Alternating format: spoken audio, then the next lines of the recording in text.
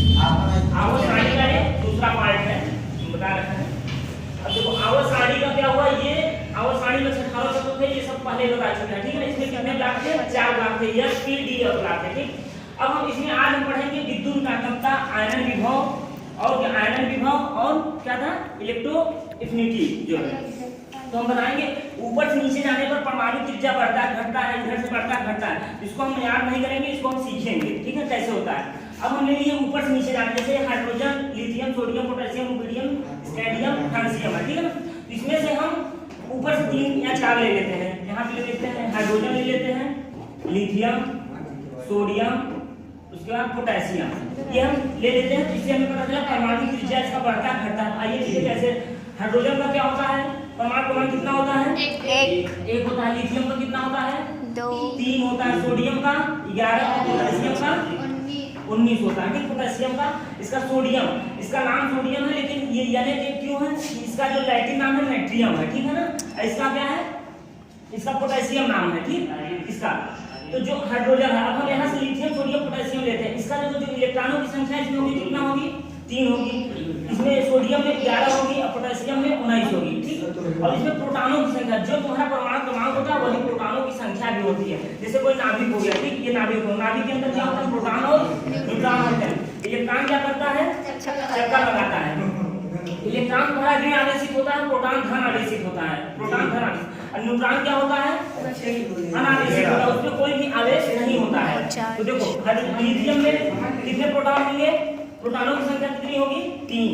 Sodium में कितनी होगी, 11। और पोटेशियम में 19 होगी, ठीक। फिर हम इसका देखो, अब हम क्या करेंगे, इलेक्ट्रॉनिक विन्यास करेंगे इसका। हाइड्रोजन का चलो यहाँ से हम लोग देखते हैं। ये देखो सीधे है, ये क्या है, ये पूरा तुम्हारा क्या है, ये एक वर्ग है, सीधे वर्ग है। और जो सीधे चलेंगे ऐसे आवर्त होगा। तो हमारे 7 आवर्त है, वर्ग कितने हैं, 18 वर्ग है। तो हम इस समय एक वर्ग का ले लेते हैं, तो ऊपर से नीचे की तरफ हमें पता चल जाएगा परमाणु त्रिज्या बढ़ रही है कि घट रही है। तो कैसे पता चलेगा, देखो अब लिथियम है, लिथियम का 3 है। अब देखो ये पहला कोष है, ठीक है ना। पहला कोष पहले इलेक्ट्रॉनिक विन्यास देखते हैं। इसका हम इलेक्ट्रॉनिक विन्यास निकालेंगे, क्या होगा, 2, 1। बाहरी कक्षा में कितना इलेक्ट्रॉन है, 1। इसकी संयोजकता भी क्या होगी, 1। जितने बाहरी कक्षा में इलेक्ट्रॉन होते हैं उतना ही संयोजकता होगी है। अधिकतम संयोजकता 4 तक हो सकती है, 4 से ज्यादा संयोजकता नहीं होगी। अब इसका निकालेंगे इलेक्ट्रॉनिक विन्यास, क्या निकलेगा, 2, 8, 1। और इसका जो निकालेंगे क्या होगा, 2, 8, 1। अब देखो इसमें बाहरी कक्षा में इलेक्ट्रॉनों की संख्या समान ही नहीं है। तो जो पहला वर्ग है ऊपर से नीचे जाने पर संयोजकता में कोई चेंजेस होता है नहीं। जो ऊपर होगा वही नीचे भी होगा, संयोजकता बराबर नहीं है। अब देखो लिथियम का अगर हम बनाएंगे, अब लिथियम बनाइए, इसमें कितने कोषों की संख्या कितनी है, इसमें कोषों की संख्या कितनी है, इसमें कोषों की संख्या 4। तो इसमें देख लो कोषों की संख्या क्या हो, ऊपर से नीचे जाने पर कोषों की संख्या क्या हो रही है, बढ़ रही है, घट रही है, बढ़ रही है, घट नहीं रही। कौन कह रहा है घट रही है, देख के बताओ ना। यहाँ पे ये देखो 2 है, 3 है। अब देखो ठीक कोषों की संख्या, अब इसमें क्या है, 2 है, तो इसमें 2 कोष बनाओ। 1 कोष हो गया, 2 कोष हो गए। पहले कोष में कितने इलेक्ट्रॉन है, 2 इलेक्ट्रॉन है, 2 इलेक्ट्रॉन। अंतिम कोष में कितने इलेक्ट्रॉन है, 1 इलेक्ट्रॉन है, यहाँ पे 1 इलेक्ट्रॉन है। अब सोडियम में आ, सोडियम को बनाओ। सोडियम में कितने कोष हैं, 1, 2, 3 कोष हो गए, ठीक है। इसके अंदर प्रोटॉन और न्यूट्रॉन होते हैं, इलेक्ट्रॉन चक्कर लगा है, प्रोटॉन न्यूट्रॉन। पहले कोष में 2 इलेक्ट्रॉन है, 2। दूसरे में 8 इलेक्ट्रॉन, 2, 2, 4, 2, 6, 2, 8 इलेक्ट्रॉन। लास्ट कोष में कितने हैं, 1 है, ठीक। आ जाओ पोटेशियम के पास, 4। पोटेशियम का कितना है, 4 है, ठीक। तो पहले कोष में 2 इलेक्ट्रॉन है, 8, दूसरे में 8 है, ठीक, 8 होना, तीसरे में 8 ही है, ठीक, 1। और लास्ट में 1 इलेक्ट्रॉन है, ठीक। ये है, ये इसका क्या कोषों की संख्या है। तो कोषों की संख्या ऊपर से नीचे जाने पर क्या होता है, बढ़ती है। ध्यान देना, कोषों की संख्या बढ़ती है। अब देखो, अब यहाँ जाता है वहां परमाणु त्रिज्या। अब देखो परमाणु त्रिज्या याद मत करना, आएगा 1 नंबर का तुम लोगों को आएगा परमाणु त्रिज्या। ऊपर से नीचे जाने पर बढ़ती है, घटती है, बाएं से दाएं जाने पर ये भी पूछेगा। तो यहाँ सीख लो, बस तुम्हें कोई दिक्कत नहीं होगा। अब देखो परमाणु त्रिज्या, इसमें मान लो कोई इलेक्ट्रॉन है, ठीक है ना, ये परमाणु त्रिज्या। इसमें इसकी देखो, इसकी त्रिज्या कितनी है, इसकी 2 कोष है, तो इसकी त्रिज्या कम है कि नहीं है, इसकी अपेक्षा देखो त्रिज्या किसे कहते हैं, मान लो कि तुम्हारा कोई भी सर्किल हो गया, यहाँ से यहाँ तक की दूरी को क्या कहते हैं, त्रिज्या कहते हैं। तो ये बताओ यहाँ पे है प्रोटॉन, यहाँ पे है इलेक्ट्रॉन, इलेक्ट्रॉन और प्रोटॉन की दूरी कितना है, इसमें कम है कि इसमें कम है, उसमें ऊपर में कम है, फिर इससे ज्यादा इसमें है, इससे ज्यादा इसमें है, प्रोटॉन और इलेक्ट्रॉन की दूरी जो है। तो तुम्हारी परमाणु त्रिज्या बढ़ रही है कि घट रही है, बढ़ रही है। तो ऊपर से नीचे जाने पर परमाणु त्रिज्या तुम्हारी क्या होगी, बढ़ेगी, ठीक है ना, परमाणु त्रिज्या क्या होगी, बढ़ेगी। अब आ जाओ विद्युत ऋणात्मकता पे, विद्युत ऋणात्मकता, विद्युत ऋणात्मकता। अब देखो विद्युत ऋणात्मकता, अब कोई भी इलेक्ट्रॉन है, ठीक है ना, कोई भी इलेक्ट्रॉन, हम यहाँ पे कोई इलेक्ट्रॉन रख दिए, ठीक, ये इलेक्ट्रॉन यहाँ पे ले जाकर रख दिए, ये प्रोटॉन है ना, अंदर प्रोटॉन है। अब ये बताओ ये प्रोटॉन जो है इस इलेक्ट्रॉन को जल्दी देखो, हम एक यहाँ पे रख दिए, एक यहाँ पे रख दिए, एक यहाँ पे, तो तीनों में इलेक्ट्रॉन रख दिए, ठीक। अब ये यहाँ अंदर प्रोटॉन है, ये प्रोटॉन इसको ज्यादा तेजी से अपनी तरफ खींचेगा कि ये ज्यादा तेजी से खींचेगा, वो ऊपर वाला खींचेगा, क्योंकि ये ज्यादा पास में है, ठीक है ना। नहीं वो हम समझाने के लिए बता रहे हैं ना, विद्युत ऋणात्मकता रखना नहीं है। विद्युत ऋणात्मकता होता क्या, ऊपर से नीचे जाकर बढ़ता घटता है, मैं ये समझा रहा हूँ, रखना नहीं है, वो तो मैं अपने से बता रहा हूँ ऐसे। अब देखो जैसे जो तुम्हारे नजदीक में ज्यादा पास होगा, तुम्हारे जो हमेशा जिससे तुम मिल रहे हो, तो उसमें ज्यादा तुम्हारा संबंध होगा, ज्यादा समझ है। और जो नहीं दिखेगा तुम्हें, नहीं दिखेगा तो क्या होगा, उसको धीरे धीरे क्या होगा, भुला जाओगे। उसी तरह देखो ये प्रोटॉन इससे ज्यादा नजदीक है, इसलिए विद्युत ऋणात्मकता इसका अधिक होगा, और इसका क्या होगा, इससे थोड़ा कम होगा, इससे कम होगा। तो ये विद्युत ऋणात्मकता ऊपर से नीचे जाने पर क्या होगी, घटेगी, और ये जो परमाणु त्रिज्या है ये क्या होगी, बढ़ेगी, ठीक है ना। विद्युत और उसका विद्युत ऋणात्मकता होगा। ऐसे तुम्हारा आयनन विभव भी होता है, आयनन विभव हो गया, एक होता है आयनन ऊर्जा भी होता है, आयनन ऊर्जा, ठीक, आयनन ऊर्जा होता है, ये तीनों हो गए। अब जैसे तुम्हारा विद्युत ऋणात्मकता घट रही हो, वैसे तुम्हारा आयनन विभव भी घटेगा और आयनन ऊर्जा भी घटेगा तुम्हारा, ठीक है ना, आयनन ऊर्जा भी घटेगा। इतना समझ में आया कि नहीं कहानी, थोड़ा बहुत आया कि नहीं आया,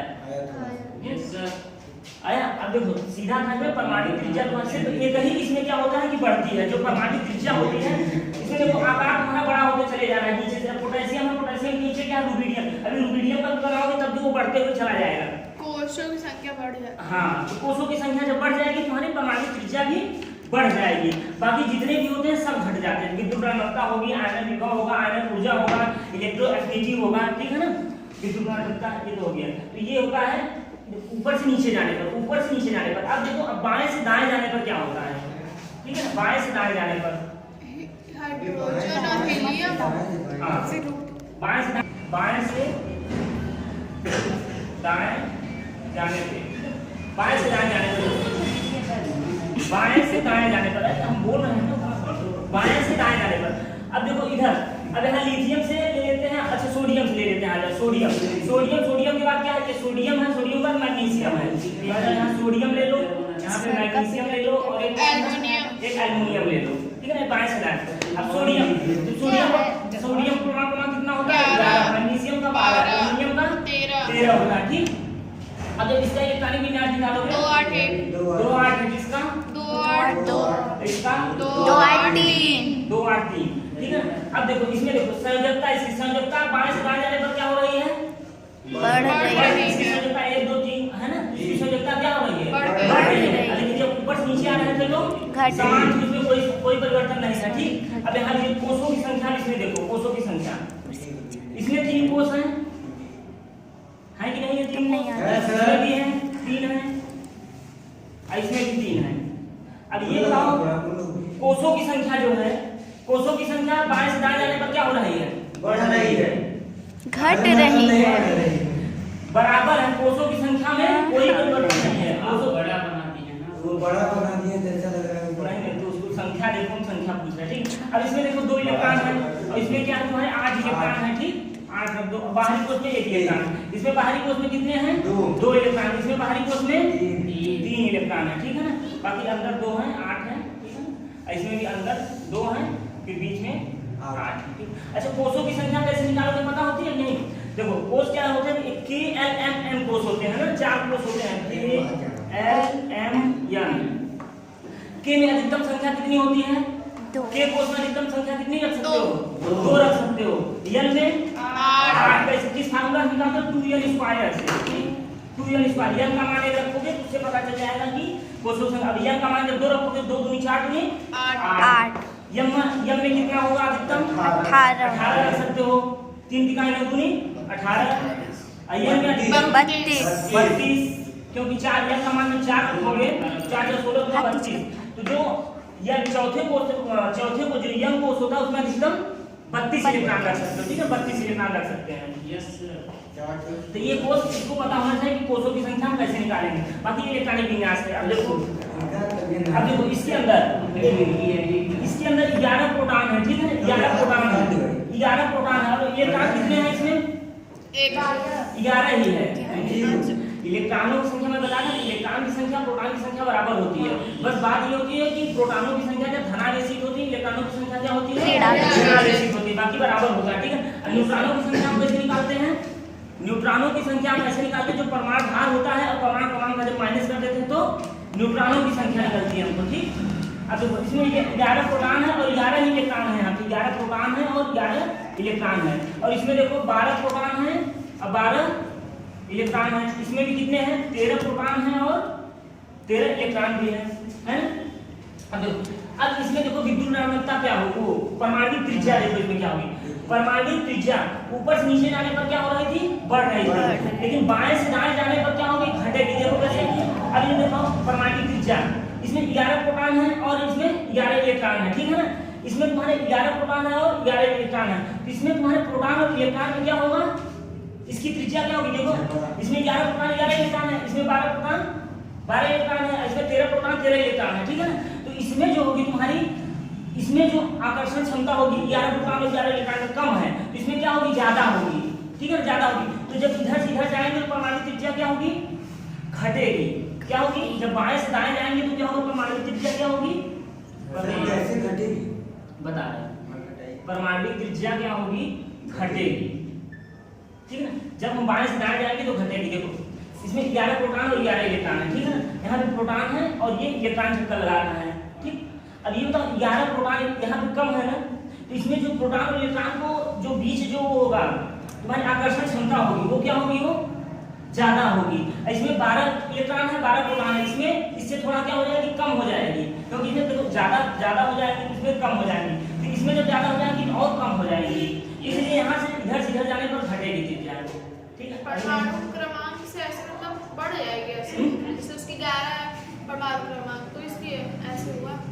हाँ परमाणु की त्रिज्या घटी। हाँ परमाणु त्रिज्या बाएं से दाएं जाने पर घटती है। उसके बाद विद्युत ऋणात्मकता आती है विद्युत ऋणात्मकता विद्युत ऋणात्मकता में क्या होता है बाएं से दाएं जाने पर विद्युत ऋणात्मकता क्या होती है घटती है बढ़ती है क्या विद्युत ऋणात्मकता जब बाएं से हम दाएं जाते हैं तो बढ़ती है घटती है विद्युत ऋणात्मकता बढ़ेगी।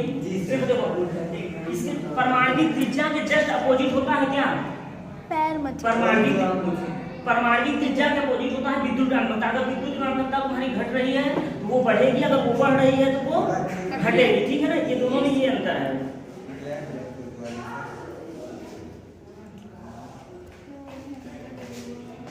तो इसमें विद्युत ऋणात्मकता क्या होगी अरे नहीं बढ़ेगी विद्युत ऋणात्मकता बढ़ेगी। ठीक है ना इसमें विद्युत ऋणात्मकता बढ़ेगी। जब विद्युत ऋणात्मकता बढ़ेगी तो इसमें आयनन ऊर्जा भी क्या होगी आयनन ऊर्जा भी बढ़ेगी। ठीक है ना बढ़ेगी। अब देखो अब एक और होता है धात्विक गुण अधात्विक गुण।